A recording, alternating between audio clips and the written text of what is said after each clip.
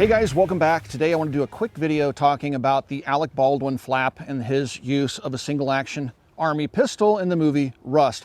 Only reason I'm making this video is because I've had a lot of people, my viewers, ask me about what my take is on it from a technical perspective. I'm not going to get into the rest of what happened. We don't know what happened, but Alec Baldwin did a video, or I should say an interview with George Stephanopoulos, and he made an interesting claim in that video. The claim being, he didn't pull the trigger on the gun, it just magically went off by itself, or seemingly so based upon his comments. And so that's what I want to talk about in today's video. Today I will be using an Italian-made single-action Army pistol, very much like the one that he used, and talk about the safety features or lack of safety features on the gun, and then how plausible it is that he didn't pull the trigger and the gun fired itself accidentally. So let's take a look at the single-action Army that Alec was using on the set of Rust.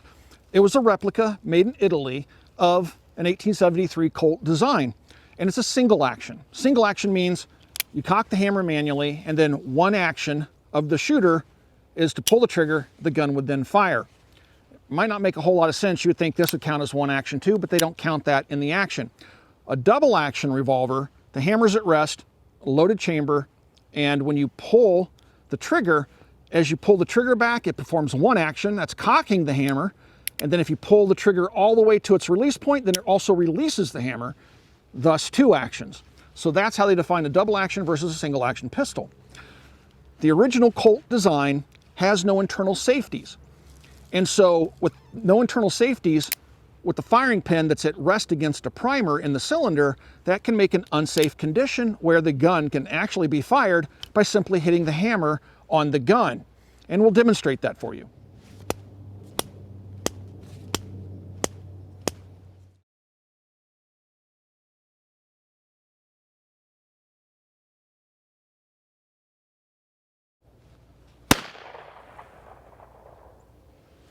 So now that we know that single action Armies of the original design can be fired by simply wrapping the hammer hard enough, how would you do that? How would Alec have caused his gun to fire if the hammer was down and he did not pull the trigger? The only way I can think of is he would have to drop the gun, hit it against a wall, turning quickly, something like that, to cause the hammer to set off that primer. That's assuming his replica doesn't have an internal safety.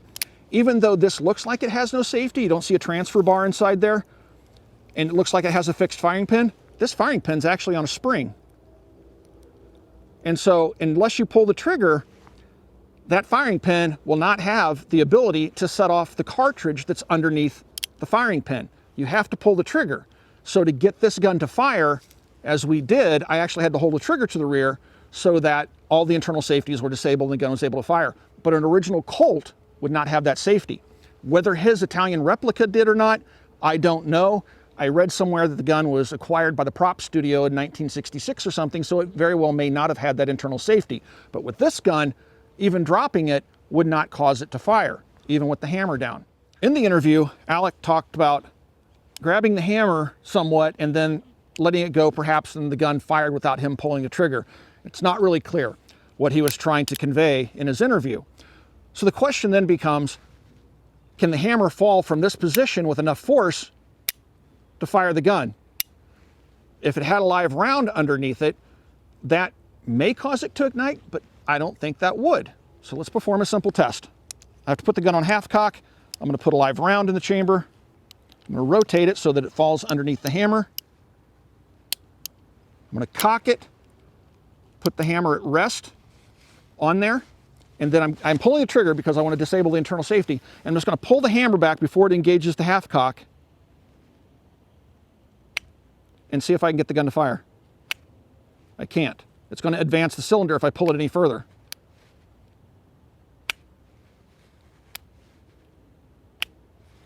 So if I pull it any further, it's going to come back to that position, and it's definitely not going to fire. So with this gun, even with the safety disabled, that hammer falling that little distance could not cause the gun to fire. So let's go ahead and unload the weapon. Make sure it's empty.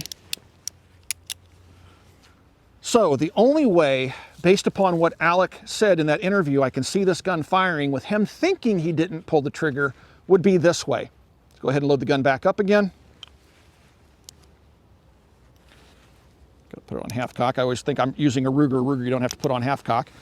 We're going to advance that round so that it'll be under the hammer when I pull the trigger.